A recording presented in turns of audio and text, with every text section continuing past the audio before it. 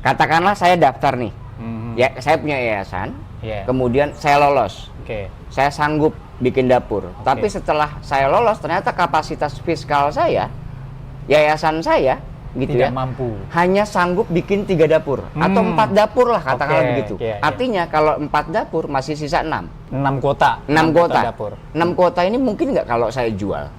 Sangat mungkin. Ini nggak terlalu penting. Sebenarnya kalau melihat potretnya ya, anggaran untuk belanja makan dengan pengadaan non esensial itu jauh lebih besar pengadaan non esensial jika dibandingkan dengan pengadaan untuk kebutuhan makan penerima manfaat. Berarti kami bawa omprengnya, kami cek gitu ya. Kami menu itu kemudian kita tampilkan di warung-warung. Mbak, kalau segini ini kira-kira berapa? Oh, paling 6.800 mas, pindah ke warung kedua sampai nemu di warung keempat, kelima.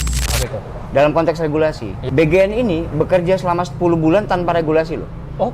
Dari 6 Januari sampai dengan tanggal 31 Oktober 2025. Momen ini sebetulnya kita mau nantang nih Mbak apalagi Bu Nani nih, punya nyali nggak gitu ya, untuk mari paparan kita ya. Betul, mari kita bikin podcast di depan gedung BGN.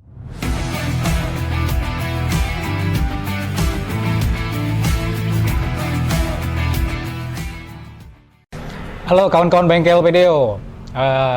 Jadi beberapa hari terakhir ini ada situasi hukum politik ya yang mengguncangkan jagat maya ya. Tapi juga sebenarnya jadi obrolan banyak orang di warung kopi.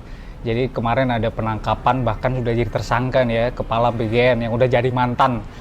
Tapi menjadi mantannya sebelum hanya beberapa jam lah ya sebelum penangkapan, bahkan sebelum tersangka ya Bang ya. Itu udah jadi mantan ya kan. Sebenarnya ini trikinya aja nih, Pak Prabowo ini pengennya biar jadi mantan aja lah gitu. Kira-kira begitu Bang. Nah, kawan-kawan bengkel, jadi kita kedatangan tamu nih. Kita nyebutnya Mas Agus aja lah, Mas Agus Sarwono ya kan. Siap. Dari TII. Nah, kalau bahasa Inggrisnya ini Transparansi Internasional Indonesia ya Bang ya. Siap. Jauh banget nih ya. Kantor di mana Bang? Antek asing Pak. Nggak ikut-ikutan. Iya. Jadi Mas Agus Sarwono ini masuk dalam koalisi MBG Watch, kira-kira begitu ya Bang ya. Berarti kalau misalnya MBG Watch ini dimulai dari MBG pertama kali di launching, ini udah usianya berapa nih MBG Watch ya? Lebih dari setahun ya? Belum sih, kalau MBG Watch hampir setahun. Kita launching itu di Oktober ya. 2025. Tapi persiapannya lumayan agak panjang. Agak panjang ya. Dari persiapan itu Bang, artinya ini kan dari kegelisahan ya. Gua meyakini sih ya, ini dari kegelisahan teman-teman gitu ya terkait dengan banyaknya celah atau lubang-lubang yang menimbulkan kerugian, iya kan, tidak hanya buat anak nih, tapi buat orang-orang yang bayar pajak, karena itu pakai duit negara. Mas Agus Sarwono, jadi apa nih temuan teman-teman MBG Watch, terutama yang TII, ya kan, terkait dengan tata kelola. Nah, kalau kita perhatikan konstruksi Kejaksaan Agung ya, yang baru aja ngumumin bahwa 3 ex-pimpinan BGN itu sebagai tersangka, sepertinya kan tidak jauh-jauh dari temuan-temuan MBG Watch ini, kalau kita perhatiin ya. Ya, makasih Mas Tio. Sebenarnya background dari muncul koalisi besar yang namanya MBG Watch itu lebih dari 20 organisasi masyarakat sipil itu kan berangkat dari keresahan yang sama. Sebelumnya teman-teman Celios itu sudah bikin kajian begitu ya. Dan TI juga bikin kajian, kawan-kawan ICW juga bikin kajian, dan hampir sebagian besar masyarakat sipil juga bikin kajian terkait dengan proyek strategis nasional. Sebelum nyampe sono, kajian itu disampaikan ke BGN, terus kemudian apa respon BGN? Nah, ini menarik Mas. 6 Januari 2025 ya, 26, itu kan 6 Januari 2025, 2025. proyek MBG kan launching. Kan 6 Januari itu. Nah, kemudian sebulan kemudian kami mengajukan permintaan informasi ke BGN. Informasi terkait dengan tata kelola atau semuanya? Tata kelola di Badan Gizi Nasional, mulai dari bagaimana. Berarti mulai dari perencanaan. Mulai perencanaannya, kemudian bagaimana anggarannya, bagaimana proses pengadaannya, dan seterusnya. Sampai pengawasannya. Nah, kemudian menariknya ini nggak direspon. Serius? Surat pertama nih. Maksudnya nggak direspon itu artinya? Nggak ada jawaban. Tapi diterima nggak? Ya kalau diterima pasti diterima, kan kita samperin ke sana. Cuma nggak dijawab ya? Cuma nggak dijawab. Satu itu. Kemudian yang keduanya, kami mau bikin, karena ini proyek nasional, anggarannya gede, kita mau bikin kajian risiko korupsi. Kurang lebih begitulah ya, dari TI ini. Kemudian kami bersurat kembali tuh, ngirim ngundang sih sebetulnya, ngundang BGN, BGN kita mau bikin kajian nih. Ayo kita kolaborasi yuk, duduk bareng. Mari kita bikin kajiannya bareng-bareng. Kami siapin deh instrumennya dan seterusnya, kurang lebih begitulah ya. Surat yang kedua nggak direspon. Surat kedua nggak direspon. Ini undangan nih Mas. Yang ketiga, karena udah melewati masa tenggat, kalau undang-undang keterbukaan informasi kan ada batas nih. Kita kirim surat keberatan ke atasan PPD. Nggak direspon juga. Ditambah lagi ketika itu belum ada PPID-nya di BGN tuh. Nah, yang keempat, surat yang keempat kita ngundang lagi karena kita udah proses pengambilan data, kami ngambil data di lapangan di Jakarta, kemudian di Jawa Timur, kemudian di Makassar, Sulawesi Selatan, kemudian di Aceh dan juga di Sumatera Utara. Data lapangan sudah dapat, kita susun draftnya begitu ya. Draftnya sudah jadi, kita FGD-kan dong, FGD pakar nih ceritanya nih kan. FGD pakar, jangan pula subjektif kajian kita kan. Kita undang nih para pakar, termasuk BGN. Diundang BGN. Diundang nih, lu datang deh gitu kan. Nah menariknya dia nggak datang. Ini 4 surat nih Mas. 4 surat. Udah 4 surat nih. Udah 4 surat. Tanggal 30 Juni kita launching. Via online waktu itu. Kita ngundang KPK, kita ngundang DPR Komisi 9 waktu itu ya.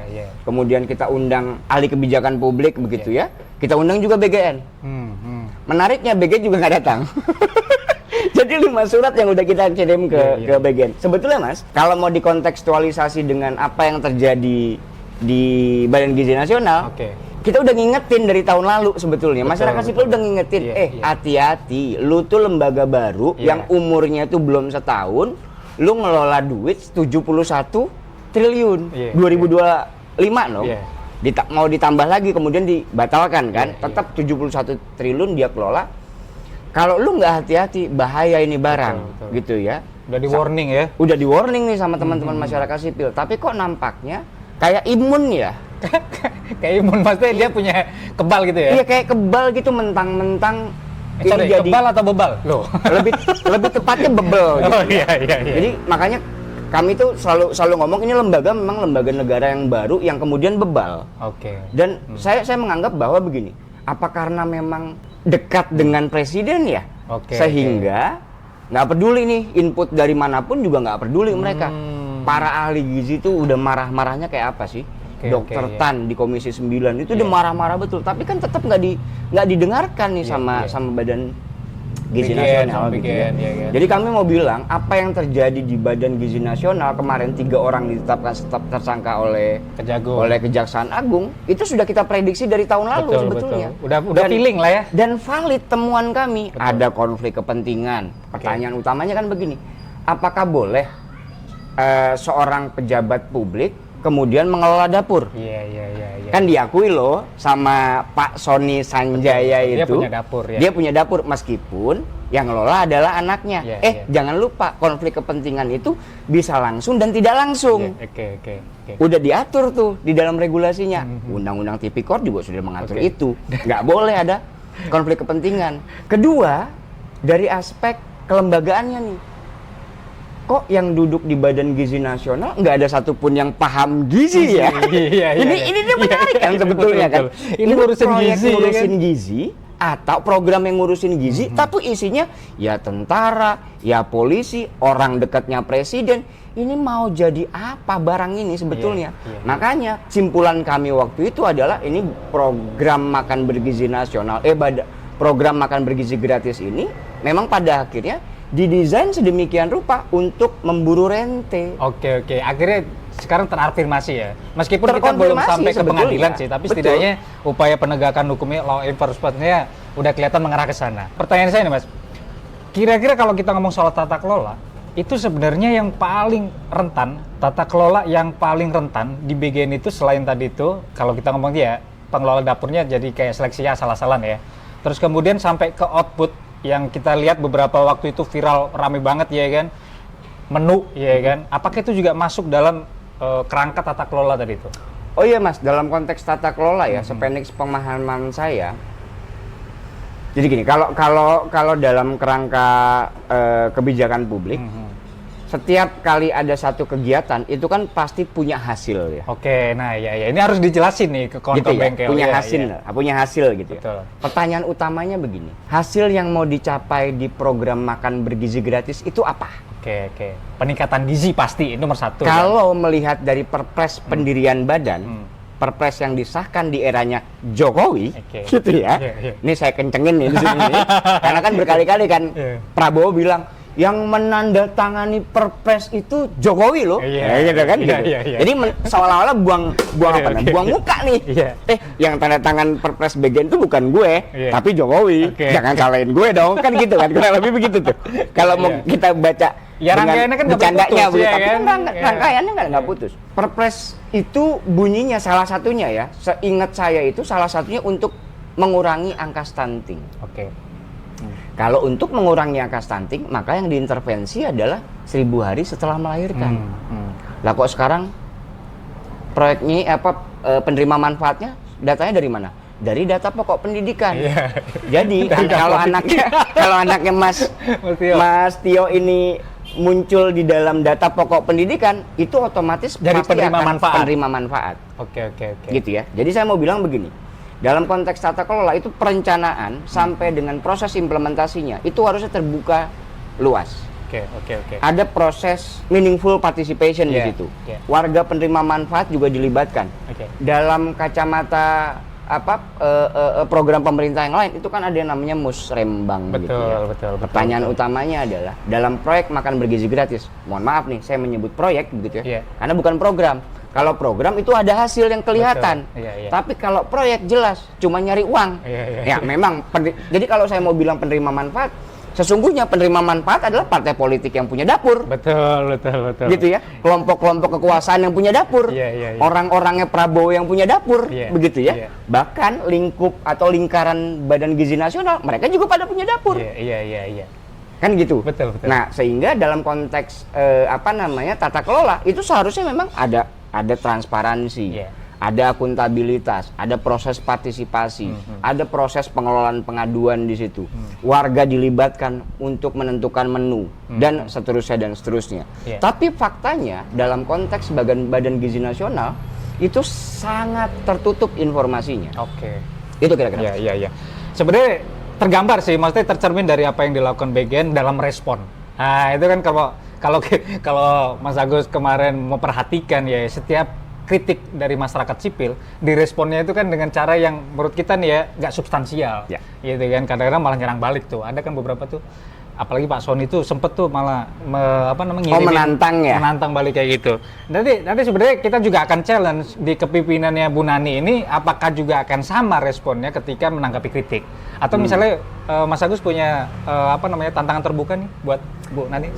Sebelum ke sana Mas ya, dengan kondisi BGN hari ini, cuman ganti cover doang. Oke. Selagi tata kelolanya nggak diubah, ganti cover doang. Saya sangat yakin itu. Iya. Saya sangat yakin itu. Karena gini, dalam konteks hari ini ya, kami sudah mengingatkan sejak lama bahwa jangan semua penerima manfaat diambil dari data Dapobdik. Iya. Karena akan membebani fiskal. Betul. Tapi harusnya selected, segmented. Iya. Apa itu? Orang-orang yang punya kerentanan gizi, orang-orang yang memang anak-anak yang memang punya kebutuhan lah terkait dengan gizi itu. Rentan miskin gitu ya. Anak-anak yang kira-kira dia memang punya mengidap stunting gitu ya. Jadi itu yang diintervensi atau di daerah 3T. Iya. Gitu ya. Tapi menariknya justru di daerah yang stuntingnya tinggi atau di kawasan yang kira-kira harusnya rentan jadi miskin, prioritas, ya. itu justru malah minim dapur-dapur SPPG. Iya. Ini menunjukkan apa? Karena memang rentenya ada di sana. Contoh ya, Jawa Barat, di Jawa itu dapur jauh lebih besar daripada di Betul. Papua, Iya. Nusa Tenggara Timur ya. gitu ya, kawasan Indonesia Timur. Ini menunjukkan bahwa jumlah pemilih Prabowo paling banyak di Pulau Jawa. gitu loh. Betul, betul. Ini kita belum ngomong soal pengadaan loh, Mas Agus, ya kan? Kalau kemarin kan temuan beberapa, mungkin TE juga menggarisbawahi itu ya soal pengadaan. Yang non esensial dan esensial, coba Mas Agus coba jelasin tuh. Iya, itu lebih kompleks lagi Mas Lebih dalam kompleks. konteks pengadaan. Jadi gini, di dalam program makan bergizi gratis atau proyek makan bergizi gratis, ada dua mazhab atau dua pendekatan nih. Iya. Yang makanan itu lewat mekanisme bantuan pemerintah. Oke. Yang 15.000 per penerima porsi. manfaat itu. Iya, iya. Yang satunya lagi untuk kebutuhan operasional itu pakai mekanisme pengadaan. Oke. Ini jadi nggak jelas sebetulnya. Oh, iya, iya. Menjadi tidak jelas. Sementara dalam kacamata kami, dalam sudut pandang kami, belanja pemerintah adalah pengadaan. Belanja pemerintah adalah pengadaan. Betul, ya? kecuali bentuknya bantuan sosial. Nah, di dalam bagian ini mau pakai yang mana nih? Ini Pengadaan iya, atau iya. bantuan sosial? Oke. Kalau bantuan sosial, kenapa nggak pakai mekanisme yang dibuat selama ini oleh teman-teman di Kementerian Sosial? Ada PKH, bantuan pangan non tunai, yang bentuknya dalam bentuk kartu itu, Oke. gitu ya. Nah, sementara di sisi lain, Badan Gizi Nasional itu bikin pengadaan yang sesungguhnya non esensial. Contohnya apa? Contoh. Pengadaan sepatu. Sepatu. Nggak Kaos jelas buat kaki. siapa itu ya. Semir sepatu, motor listrik dan seterusnya. Iya. Oh enggak Mas, itu motor, sepatu, kaos kaki dan lain sebagainya itu untuk petugas SPPG. di SPPG. Bukannya petugas SPPG itu udah dilatih di Kementerian Pertahanan ya?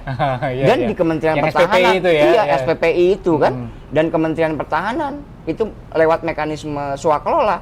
Kalau lihat dari data RUP Rencana Umum Pengadaan ada 1,2 triliun loh. Untuk melatih para SPPI, Sarjana Penggerak Pembangunan Indonesia yang kemudian ditempatkan di di SPPG begitu. Oke. Banyak sekali sesungguhnya pengadaan-pengadaan yang non esensial itu kemudian sengaja diadakan. Sengaja gitu ya. diadakan. Jadi nggak terlalu penting. Sebenarnya kalau melihat potretnya ya, anggaran untuk belanja makan dengan pengadaan non esensial itu jauh lebih besar pengadaan non esensial jika dibandingkan dengan pengadaan untuk kebutuhan makan penerima manfaat. Oke, berarti pemenuhan gizinya akhirnya jadi salip-salipan ya sama pengadaan yang non esensial tadi itu ya. Betul sekali. Oke. Ya mudah-mudahan ini semuanya akan jadi ya terungkap semua gitu ya Mas Agus ya. Nah, kalau misalnya nih Mas, kaitan dengan konflik kepentingan tadi itu. Kira-kira nih kalau misalnya aku nanya ke Mas Agus nih, harapannya ini sampai ke akarnya nggak penanganan atau penindakan dari Kejagung ini? Kata Rola itu tadi korupsi tata kelola udah dijembrengin tuh. Nah ini kan penerima manfaat tadi, penerima manfaat yang dari proyek tadi itu kan juga harusnya dapat penindakan dong. Oh iya, saya sih berharap gini ya, Kejaksaan Agung bisa benar-benar lebih mendalami. Apalagi yang jual beli dapur. Operandi atau modus yang terjadi di Badan Gizi Nasional begitu ya. Karena kan kalau kita mau jadi mitra BGN, mitra ini mitra yayasan yang nantinya akan mengelola dapur ya. Itu kan mekanismenya adalah daftar secara online. Di website BGN, kalau teman-teman buka website BGN pojok paling kanan itu bergabung menjadi mitra. Kan begitu. Kalau kita udah bergabung menjadi mitra, katakanlah lolos gitu Mas Tio ya, lolos, kemudian satu yayasan itu boleh mengelola 10 dapur. Kuota kita sebutnya Kuotanya lah ya. Satu yayasan mengelola 10 dapur. Katakanlah saya daftar nih, ya saya punya yayasan, kemudian saya lolos, saya sanggup bikin dapur. Tapi setelah saya lolos ternyata kapasitas fiskal saya, yayasan saya gitu tidak ya, mampu, hanya sanggup bikin 3 dapur atau 4 dapur lah katakanlah begitu. Artinya kalau 4 dapur masih sisa 6 kuota. 6 kuota dapur. 6 kuota ini mungkin nggak kalau saya jual? Sangat mungkin. Mungkin. Itu yang terjadi di Sumatera Utara, 40 juta satu dapur. 40 juta per satu titik dapur. Per satu titik dapur itu dijual loh ya. Bukan dilelang ya? Bukan dilelang, itu dijual loh ya. Dan itu yang praktik yang terjadi sesungguhnya. Iya. Jual beli dapur tuh sebenarnya konkretnya ini nih yang dijelasin sama Mas Agus nih kan. Jadi dia dijual, kemudian orang lain ngebangun dapur, ya kan? Orang lain bikin dapur, dapat dapurnya, kemudian jadilah SPPG-nya. Iya. Gitu ya.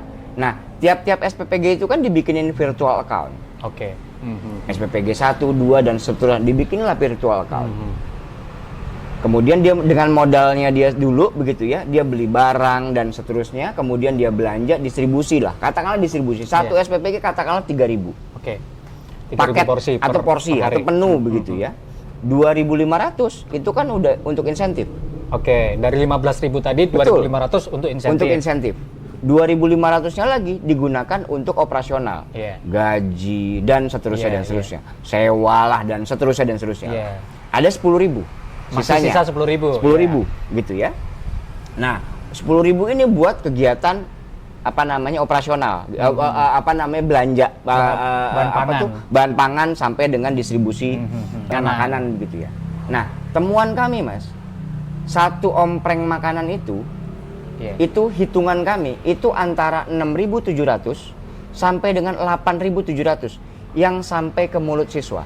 Astaga, dari 10.000 tadi tuh ya, kalau dicek di lapangan ternyata harga segitu. Itu ngukurnya pakai, kami ngukur dicek ke warung-warung kali ya? Kami cuma ngecek ke warung-warung, kami bawa omprengnya, kami cek gitu ya. Kami menu itu kemudian kita tampilkan di warung-warung. Mbak, kalau segini ini kira-kira berapa? Oh, paling 6.800 Mas. Pindah ke warung kedua. Warung kedua. Sampai nemu di warung keempat, kelima. Angkanya ketemu antara 6.700 sampai dengan 8.700 begitu ya. Jadi itu kalau mau dihitung itu untung besar sebetulnya di tiap-tiap dapur gitu. Taruhlah berarti praktis nih ya Bang ya. Dari 15.000 tadi itu kalau misalnya tadi hasil pengukuran di lapangan hanya 6.800, artinya hampir separuh dong ya. Keuntungan tadi buat si pengelola dapur. Betul, makanya pertanyaan utamanya jadi begini, dengan menu kayak begitu, apakah peningkatan gizi itu terjadi? Nggak mungkin gitu ya. Ditambah lagi Badan Gizi Nasional tuh nggak punya baseline yang ajak, gitu ya. Nggak punya baseline sampai sekarang.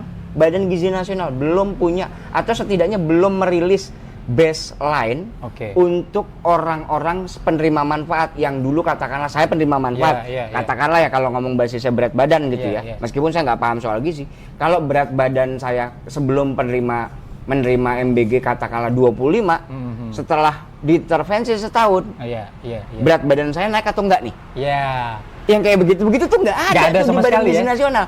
Bahkan sampai dengan kalau lihat di websitenya itu nggak ketemu informasi yang terkait itu. Nah, makanya momen ini sebetulnya kita mau nantang nih Bu Nani nih.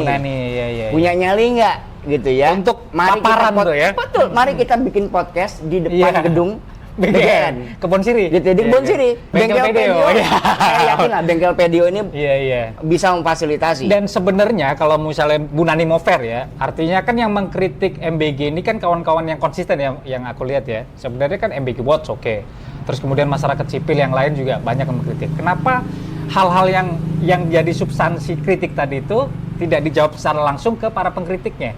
Kalau begitu ya, makanya ini sebenarnya momentum untuk menjelasin semuanya nih. Iya, justru menurutku kalau BGN benar-benar punya nyali begitu ya, ayo duduk bareng gitu, bareng, undang kami gitu ya, kelompok masyarakat sipil, para akademisi, para ahli gizi, mari duduk bareng, gitu. Makanya tawaran kami sebetulnya sebelum diperbaiki tata kelolanya, mending stop dulu deh. Karena ini sebenarnya bisa jadi acuan tuh, Mas Agus. Kalau misalnya mereka taruhlah mereka sebenarnya ini lagi mau proses evaluasi misalnya. Nah, kalau misalnya mereka nggak paparkan itu secara terbuka, artinya kita juga nggak punya celah dong untuk evaluasi. Mereka jadi tutupan terus nih, sembunyi-sembunyi terus nih. Iya, kan sebetulnya kalau kacamata sederhananya kan yang namanya evaluasi itu kan melihat apa yang sedang terjadi, apa yang pernah terjadi, dan sedang terjadi. Betul. Ya, sepakat. Lalu apa yang harus diperbaiki, kan begitu? Harusnya begitu ya. Jadi keterbukaannya itu jangan hanya ke solusi doang gitu ya. Tapi masalahnya apa? Betul. Terbuka juga. Betul, pertanyaan utamanya begini. Kalau yang selama ini melakukan pengawasan, kalau yang selama ini melakukan pemantauan, kalau yang selama ini kawan-kawan masyarakat sipil sudah bikin kajian kemudian input yang dibuat oleh kawan-kawan masyarakat sipil kemudian tidak diakomodasi, perbaikannya apa yang dilakukan? Satu. Kemudian keduanya, ini kan situasinya kan lagi nggak baik-baik saja begitu.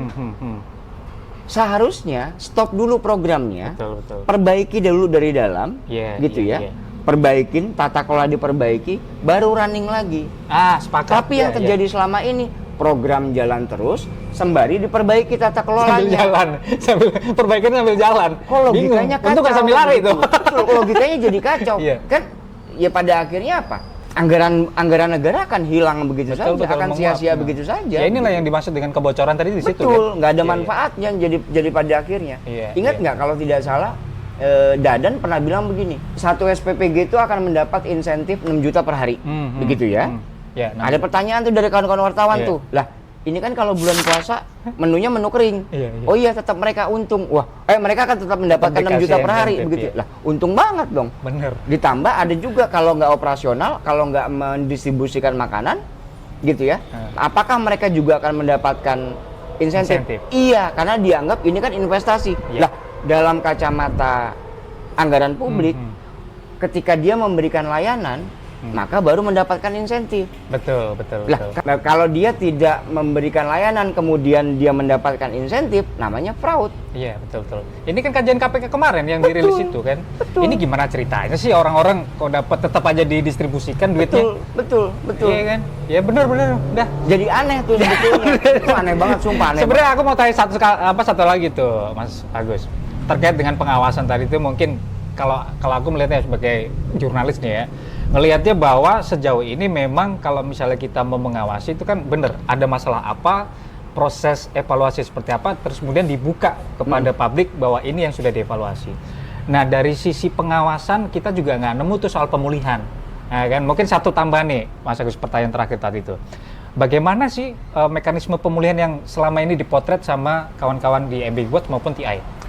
Iya, kami pemulihan kami tidak pernah mendapatkan informasi atau setidaknya rilis yang dikeluarkan oleh Badan Gizi Nasional terkait dengan pemulihan masyarakat terdampak akibat keracunan. Yang kelihatan depan mata kan keracunan ya. Oke, termasuk yang penipuan itu kan banyak tuh. Iya. Iya. Aku mungkin nggak terlalu paham yang di soal yang penipuan ya, nggak terlalu mendalami. Tapi dalam situasi keracunan, pertanyaan utamanya begini: siapa yang bertanggung jawab ketika ada siswa atau ada penerima manfaat itu keracunan? Apakah BGN? Kok rasanya tidak, tapi yang ada adalah pemerintah daerah. Setidaknya tercapture-nya yang selama ini kita lihat ya, justru Pemda ya? Pemda di Jakarta, di Bandung. Oh iya, Pramono kemarin gitu tuh nyumbang tuh buat dia datang kan ke rumah sakit kan, begitu. Ya meskipun Prabowo juga datang, kan gimmick doang. Oke. Pramono itu kalau nggak salah dia sempat bilang bahwa ini akan di-cover oleh BPJS yang yang dibayar oleh negara, pemerintah DKI, PBI begitu ya. Nah, ini kan jadi aneh sebetulnya. Yang punya program BGN, BGN lewat SPPG, ya perantara lah ya. Lewat SPPG kirim makanan ke sekolah. Korban ada keracunan, jatuh korban, dibawa ke rumah sakit, rumah sakit Pemda, yang nanggung Pemda. Terus BGN gimana? Peran BGN apa? Cuman suspend doang kemarin. Cuman suspend, permintaan maaf pun tidak. Iya. Gitu ya, cuman suspend. Nah, ketika suspend, kemudian diperbaiki semua, diperbaiki, sanitasinya diberesin, gizinya jalan lagi. Ya ini. Jadi terakhir nih, kemarin lah kita cek itu, memang nggak ada pemulihan tadi itu ya. Pemulihan hak korban, terutama yang korban keracunan. Betul. Kalau dipakai kacamata data-data dari teman-teman itu kan ada puluhan ribu kalau nggak salah tuh yang menjadi korban keracunan. Dan 30.000 sekian kalau nggak salah dipakai datanya teman-teman JPPI. Nah, itu gimana pemulihannya? Itu 30.000 itu kan orang. Betul. Nah, sementara BGN berkali-kali zero accident. Memang dia pada akhirnya cuma klaim saja. Betul. Ya ini harus dijawab sebenarnya secara terbuka juga harus dijawab sama BGN nih. Bagaimana mekanisme pemulihan? Kalau kita lihat di peraturannya sebenarnya mereka ada mekanisme pemulihan di level sampai trauma healing. Tapi pada prakteknya ini korban-korban yang tadi itu sepertinya tidak mendapat sentuhan BGN secara langsung. Iya kan benar ya? Iya. Kalau saya salah maafin. Loh. Kira-kira gitu Mas Agus. Ada pesan apa nih buat BGN? Selain tadi tantangan terbuka untuk menjawab kritik secara langsung tadi itu, ada lagi nggak? Atau memang benar-benar stop aja dulu lah sampai benar? Iya, kalau dalam di koalisi ya, itu tuntutannya tegas. Stop, moratorium dulu. Moratorium artinya berhenti total untuk dapur-dapur baru dan dapur-dapur yang eksis tadi itu di stop dulu, pokoknya stop dulu programnya. Perbaiki tata kelolanya, perkuat regulasinya, begitu ya. Oh ya, aku kelupaan tuh Mas. Apa itu? Dalam konteks regulasi, BGN ini bekerja selama 10 bulan tanpa regulasi loh. Oh? Dari 6 Januari sampai dengan tanggal 31 Oktober 2025. Peraturan BGN yang kemarin itu kan turunnya ada juknis-juknis tuh. Perpres. Oh, perpres. Peraturan Presiden tentang tata kelola program makan bergizi gratis itu baru ditandatangani di akhir Oktober 2024. 2025. Berarti selama yang kemarin. Berarti selama 10 bulan itu nggak ada regulasi. Yang ada hanya petunjuk teknis. Landasan petunjuk teknisnya apa? Perpres pendirian badan yang desain oleh Jokowi itu tadi. Oke. Jadi perpres operasionalnya, programnya ini nggak ada. Aduh, udahlah, udah bener nih. Gitu. Jadi makanya karena ini tata kelolanya berantakan, kami menyebutnya program ini memang sudah gagal sejak dalam desain. Sejak dalam pikiran. Oh enggak ya? Sejak dalam perencanaan tuh udah gagal sebetulnya. Kenapa? Karena nggak ada perpresnya. Perpres programnya nggak ada. Harusnya kan perpresnya dulu, perkuat regulasinya, betul. ada perpres, bikin petunjuk teknis. Iya. Idealnya begitu. Idealnya kan begitu. Ini Iya. petunjuk teknis yang mengeluarkan juga deputi. Aneh tuh kalau menurutku. Iya. Udah gitu selama beberapa bulan ada perubahan juknis lagi, perubahan juknis. Jadi kan nggak aja kan program ini. Betul. Makanya atas dasar itu stop programnya. Betul. Moratorium dulu. Ini program-program baik sebetulnya. Iya. Kalau diintervensi dengan baik. Betul. Warga penerima manfaatnya juga harus selected. Di kawasan 3T, begitu ya. Iya. Komprehensif. Betul. Begitu ya. Dapur di sekolah. Oke, kantin. Siapa bisa kantin, bisa orang tua murid gitu ya. Oke. Ini kan UMKM hidup, dapur di sekolah. Gitu ya. Pelaku programnya siapa? Orang tua murid. Iya. Pihak sekolah, warga sekitar sekolah, komite sekolah. Iya. Belanjanya di mana? Di pasar lingkup sekolah. Di sekolah Di anak saya dekat-dekat begitu sekolah tuh. salah. Di sekolah anak saya begitu tuh. Itu jauh lebih hidup. Sebelum MBG menyerang ya. Itu jauh lebih hidup sebetulnya. Betul. Jadi kalau selama ini akibat atau bukan gara-gara ya, dapur-dapur MBG itu berdiri, itu menghidupkan pelaku UMKM, bohong. Betul. Sepakat Bohong kalau besar. itu. Iya. Kejadian kok di Gunung Kidul. Oke. Gitu ya. Belum lama ini juga tuh. Ada warung yang sudah dijanjikan untuk belanja, untuk dijadikan vendor apa tuh namanya? Roti burger. Oke. Warung itu udah belanja banyak, akhirnya nggak jadi. Udah kontrak gitu. Udah kontrak. Ya. Ya begitulah cerita soal MBG ya kan, dari tahun lalu udah sering kita bahas ya kan, dan ternyata semakin kesini semakin bener dugaan awal-awal itu ya kan, Mas Agus. Betul. Jadi kira-kira begitu kawan-kawan bengkel, kalau misalnya kita mengkritik sesuatu itu memang berdasarkan fakta. Nah faktanya kan udah kita ungkap tuh sebelum-sebelumnya, dan sekarang upaya penegakan hukumnya mungkin berjalan, tapi kita juga mau mengawasi nih ya kan setelah penindakan apa. Kira-kira begitu ya Mas Agus ya. Jangan nomor-nomor doang lah. Betul tuh, jangan nomor-nomor doang. Mas Agus ada pesan lagi? Iya, tentu kami berharap gitu ya, Presiden jangan omong-omong aja gitu ya. Selama ini kan kelihatan tuh, wah kalau pidato canggih banget begitu ya, keren banget kalau pidato. Tapi secara faktual, apa yang disampaikan di lapangan tuh kosong. Iya sih. Nggak terjadi apa-apa perubahan. Kalau kita sih lebih concern ke pengawasan sih, Mas. Artinya di sini pengawasannya kok jadi internal doang gitu loh. Yang didengar sama BGN ini sejauh ini sepertinya internal aja nih. Yang dari luar tuh malah dinyinyirin, diserang balik. Betul. Ya ini agak bermasalah memang BGN ini. Bukan agak lagi, memang bermasalah. Kira-kira begitu ya Mas Agus ya. Oke, kawan-kawan bengkel, makasih Mas Agus sudah mampir ke Bengkel Video. Kawan-kawan, jadi isu tentang MBG ini tidak harus berhenti di penindakan. Jadi sepertinya memang evaluasi total menyeluruh yang kita harapkan itu ya beneran tadi kalau Mas Agus bilang moratorium, regulasinya dibenerin dulu, semuanya perintilannya kecil-kecil itu dibenerin dulu sampai ke mekanisme pengawasan dan pemulihan. Kalau misalnya itu nggak dilakukan seperti akan ya sama aja kayak yang kemarin, gitu ya Mas Agus ya. Betul. Kawan bengkel, ketemu lagi di episode berikutnya, reparasi tanpa basa-basi. Makasih Mas Agus. Siap, saya Mas Yo.